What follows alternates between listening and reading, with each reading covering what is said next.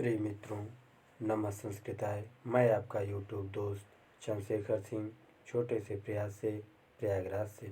प्रिय मित्रों, आज हम लोग कारक का सामान्य परिचय और विभक्ति उपपद का सामान्य परिचय देखेंगे। प्रिय मित्रों, साक्षात क्रियान्वयित्वम कारकत्वम अर्थात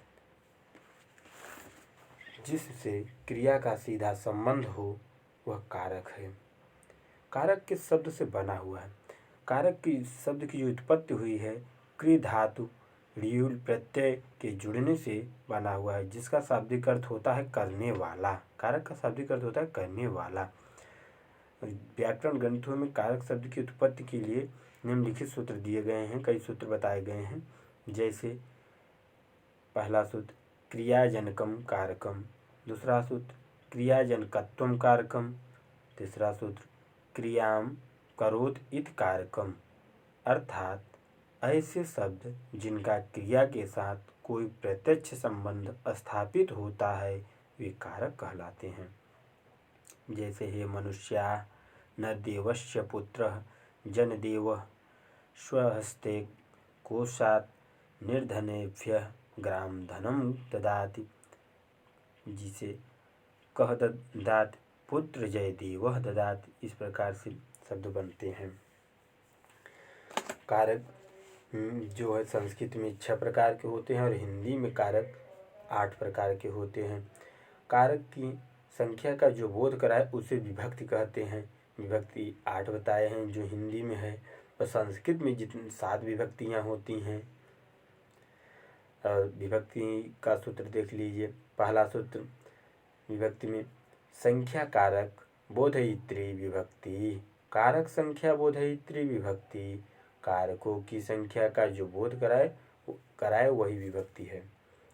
जैसे देखिए कर्ता ने कर्म को करण से द्वारा, संपदान के लिए, चतुर्थी के लिए यहाँ पे को भी होता है, अपादान से अलग होने के लिए, पंचमी, षष्ठी संबंध का की, रारेरी, नानेनी, अधिकरण में पय पर है, सप्तमी संबोधन हे राम ओहो ये है। और क्या कहते हैं, इसका जो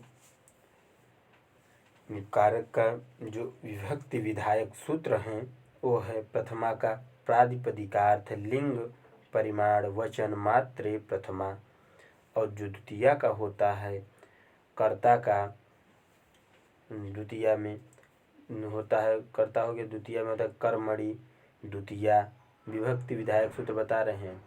और तृतीया में कर्तिकर्णयो स्त्रिया, चतुर्थी में होता है चतुर्थी संप्रदाने, पंचमी में होता है अपादाने पंचमी, अधिकरण सप्तमी में होता है सप्तम्यधिकरणे च, और जो संबोधन होता है ये प्रथमा में ही आता है संबोधने च, जो षष्ठी है संबंध इसका होता है षष्ठी से। उक्त कारक में प्रथमा विभक्ति तथा अनुक्त कारकों में उपर्युक्त विभक्तियाँ होती हैं। जो उक्त कारक उक्त अनुक्त जो होते हैं वेदों में पाए जाते हैं। कारकों में उक्त होता है, विभक्तियों में अनुक्त कारकों से प्रयुक्त विभक्तियाँ होती हैं। उक्त कारकों से यहाँ पे विभक्तियाँ, वहाँ पे अनुक्त कारकों से विभक्तियाँ होती हैं। और जैसे देखिए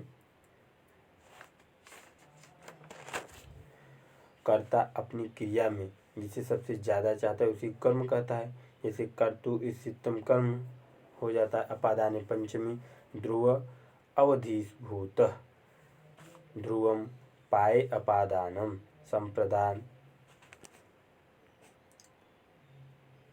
संप्रदाने पंचमी आपको बताए ध्रुव अवधिभूत यानी ध्रुवम पाए अपादानम। जैसे संप्रदाय देखिए, संप्रदान क्या कहता है, कार्य में जो कार्य से संतुष्ट हो उसे संप्रदान कहते हैं। कर्ता के कार्य से जो संतुष्ट हो जाए वही संप्रदान होता है। और देखिए काल समय है, अध्रुवन मार्ग हो जाता है। और जो ये देखिए आपका कर्ता कर्म है कर्ता, प्रथमा, कर्म, करण, ये तीनों से जो मिलकर बना होता है इसे क्रिया से सीधा संबंध माना जाता है। जैसे देखिए कर्ता, कर्म, करण तीनों जो है ये क्या कहते हैं, क्रिया से सीधा संबंधित का होता है। और जो देखिए कारक शब्द जो संस्कृत में हैं ये हैं, देखिए आगे जैसे संपदान, संपदान हो गया आपका, उसके बाद अपादान, फिर सप्तमी देखिए अधिकरण, ये तीनों मिलाकर परंपरा संबंध माने जाते हैं। और देखिए जैसे देखिए अब ये जो तीन है, षष्ठी संबंध जो बनता है, षष्ठी संबंध जो बनता है इसके तीन भेद होते हैं। जैसे जन्य जनक संबंध होता है, और दूसरा एक होता है कारक कार्य संबंध, कारण जो होता है कार्य संबंध होता है। एक षष्ठी का तीसरा जो भेद होता है स्व यानी स्वाभिमान संबंध होता है। जन जनक संबंध जो होता है पिता पुत्र संबंध होता है। कारण कार्य संबंध मिट्टी और घड़े का संबंध, जैसे किसी चीज़ से मिट्टी और जैसे घड़े से संबंध होता है। और देखिए स्व और स्वामी भाव जो संबंध है या मालिक और नौकर के बीच का जो संबंध होता है, ये मालिक और स्वाभिमान स्वामी भाव का संबंध ये होता है। जैसे अधिकरण देखिए आधार, अधिकरण मतलब आधार, ये इसका भी तीन भेद होता है। जैसे औपश्लेषिक आधार, वैशेषिक आधार, अभिव्यापक आधार। औपश्लेषिक आधार जैसे देखिए पुस्तक मेज पर है, ये आपका औपश्लेषिक आधार हो जाता है। वैशेषिक आधार देखिए मानसिक जुड़ाव, जैसे मोक्ष की इच्छा, इस प्रकार से जो हम लोग रखते हैं मानसिक जुड़ाव है। अभिव्यापक आधार देखिए जैसे ये कहता है व्यापक आधार, जब आधार के प्रत्येक भाग में आधे विद्यमान हो तो उसे ही अभिव्यापक आधार कहते हैं। जैसे देखिए आधार आपका सड़क और उस पर चलने वाले गाड़ी मोटर कार, ये सब आधेय हो गए। और देखिए अभिव्यापक जो है इसका जैसे देखिए तिलम में तैलम, तो जो तिल है तिल में तैल यानी तिलेसु तैलम। जैसे देखिए तिल जो है आधार है और जो इससे बना हुआ है वो आधेय है, आधार है, आधेय है, आधार तिल है। जैसे देखिए गन्ने में रस हो गया, तो गन्ना जो है यहाँ पे आधार होता है, अभिव्यापक होता है, लेकिन आधेय जो है वो रस है। जैसे कमरे में वायु, तो कमरे यानी जो कमरा है ये अभिव्यापक है, आधार है, और जो वायु है वो आधेय है। अब जैसे देखिए जो विभक्तियां हैं शुभ और तिंग, ये भी विभक्तियां हैं। शुभ जो विभक्तियां हैं इसे संज्ञा विभक्ति कहते हैं। जो तिंग विभक्तियां हैं उसे हम क्रिया विभक्ति कहते हैं। जो शुभ विभक्ति हैं ये आपकी 21 होती हैं और तिंग विभक्ति 18 होती हैं। विभक्ति का संबंध जो है भाषा से होता है और कारक का संबंध वाह्य वस्तु से होता है। जैसे विभक्ति का संबंध आपको भाषा से है और कारक का संबंध वाह्य वस्तु से है। उपपद या पद विभक्ति कारक विभक्ति वलीयसी। जैसे देखिए नमः चतुर्थी, बिना तृतीया, उभयतः द्वितीया, ये सब हैं। और देखिए जैसे गुरु को नमस्कार, गुरुवे नमः, इस प्रकार से पद विभक्ति और कारक विभक्ति में जब आपस में टकराहट होने पर कारक विभक्ति से काम लिया जाता है। अब देखिए जैसे कारक विभक्ति जो छह भेद आपके सामने हैं, इसका एक कर्ता, कर्म च करणम संप्रदानम तथैव च अपादान अधिकरणम इत्याहु कर्म कारकाणि षष्ठ। अर्थात संस्कृत व्याकरण में कारक माने जाते हैं, जैसे कर्ता, कर्म, करण, संप्रदान, अपादान, अधिकरण, ये सब माने जाते हैं।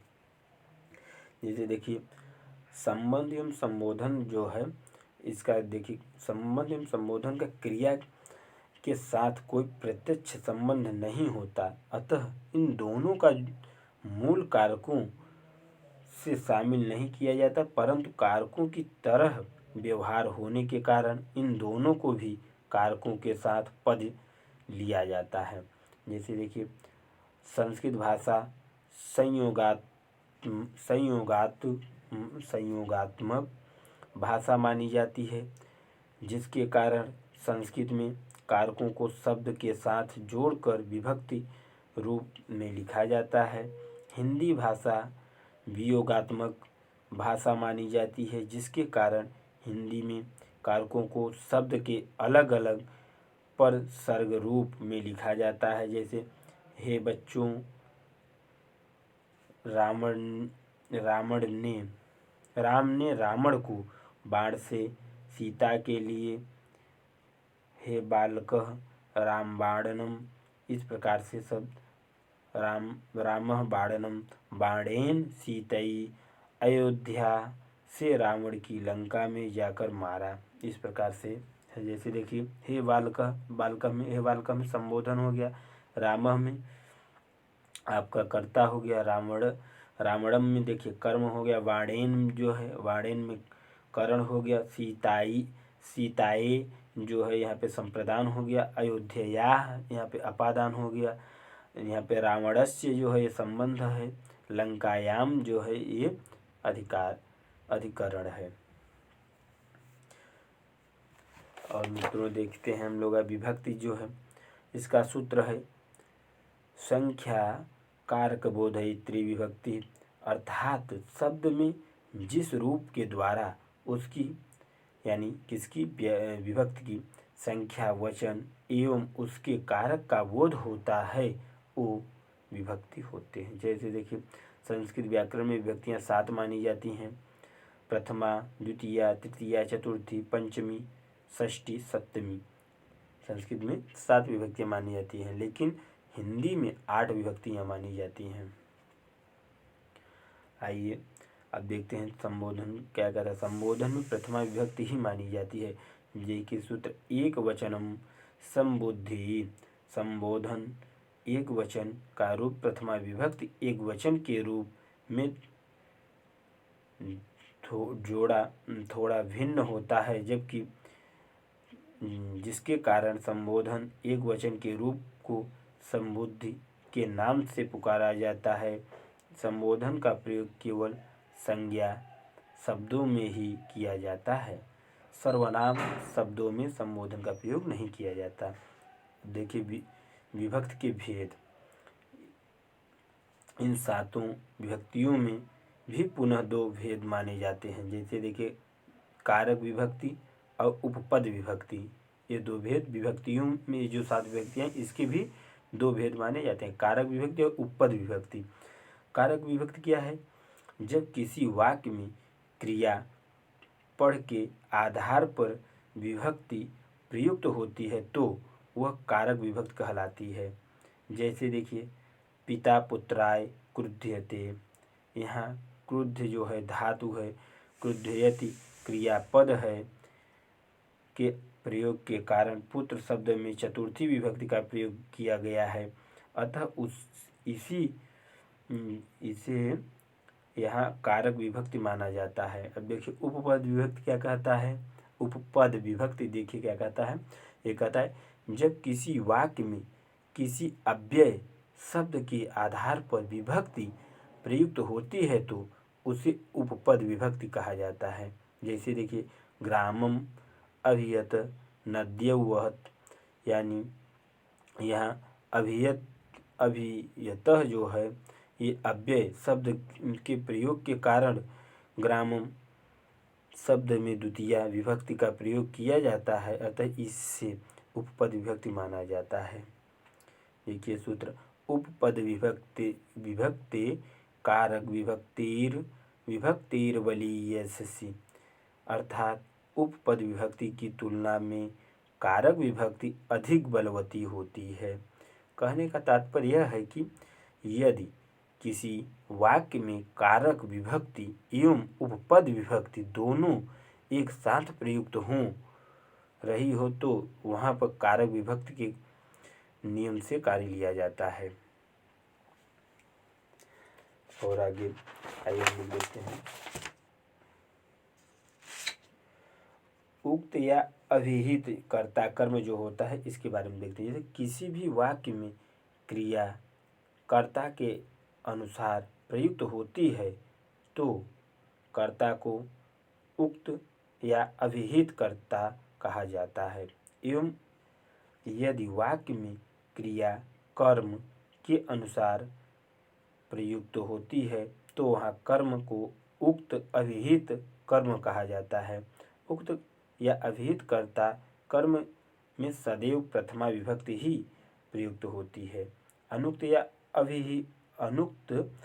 अनभिहित कर्म कर्ता, ये कहता है अनुक्त या अनभिहित कर्ता, जब किसी वाक्य में कर्म उक्त या अभिहित होता है तो उस वाक्य का कर्ता अनुक्त या अनभिहित कर्ता माना जाता है। एवं अनुक्त या अनभिहित कर्ता में सदैव तृतीया विभक्ति प्रयुक्त होती है। अनुक्त या अनभिहित कर्म, देखिए अनुक्त या अनभिहित कर्म अब देखते हैं। ये कहता है जब किसी वाक्य में कर्ता उक्त या अनभिहित होता है तो उस वाक्य का कर्म अनुक्त या अनभिहित माना जाता है। एवं अनुक्त या अनभिहित कर्म में सदैव द्वितीया विभक्ति हो प्रयुक्त होती है। जैसे उक्त अनुक्त कर्ता में देखते हैं प्रथमा कर्तृवाच्य में होता है, अनुक्त अनभिहित कर्ता में तृतीया कर्मवाच्य या भाववाच्य में होता है, और उक्त अभिहित कर्म जो है ये प्रथमा कर्मवाच्य में होता है। अनुक्त अनभिहित कर्म में द्वितीया कर्तृवाच्य में होता है। जैसे देखिए रामः पाठम पठति, तो यहाँ पे राम जो है ये उक्त कर्ता है, पाठम जो है ये अनुक्त कर्म है। देखिए जैसे रामेण पाठः पठ्यते, तो यहाँ पे देखिए अनुक्त जो अनुक्त कर्म है ये रामेण हो गया, और पाठः जो है वो उक्त कर्म हो जाता है। प्रिय मित्रों, आज के लिए इतना ही। नमः संस्कृताय।